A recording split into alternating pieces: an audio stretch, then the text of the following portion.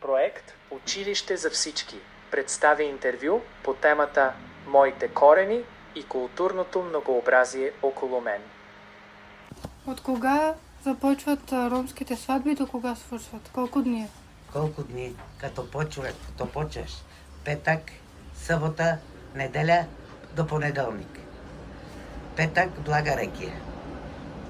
Не, аз па петък блага. Петък я водиме на баня. Петък, събота и даваме къна.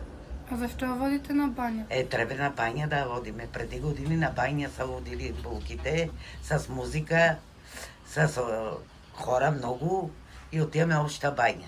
Къпеме булката, пееме вътре в банята, всичките голи. И после къна, след това, на булката, последващия ден вече е сватбата. Идват гостите. Гостите като идват, вече булката, пълнат се масите. Преди на катун правихме сватби. Сега на ресторант ги правиме. Преди беше на катун. А какво е катун? Да кажем по-голямо катун от къщата. Слагаме брезентов, се казва това. И фаща се там с железа, маси вътре, столове, оркестър. И правиме сватбите. Преди години ти казвам. Сега сватбите не ги правят така. На сватбата, на третия ден е благата рекия, че е била честна булката. Отиват блага рекия при майки и на булката, на майката на булката дар купува на зета.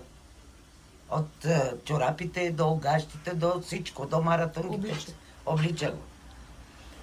И блага рекия пак с музика. 3 дена подред сватбата без да се спира. 3 дена.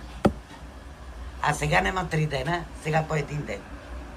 Правят сватбата и готово.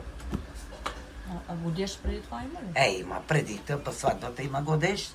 Преди ги сватбата. Да кажем, днеска се жени момичето, на по-другата седмица правиме годежа. А какво е това момско хоро ли как беше? Не, какво хоро? Немаме ние момско хоро. Немаме момско, не знам. Това не го знам.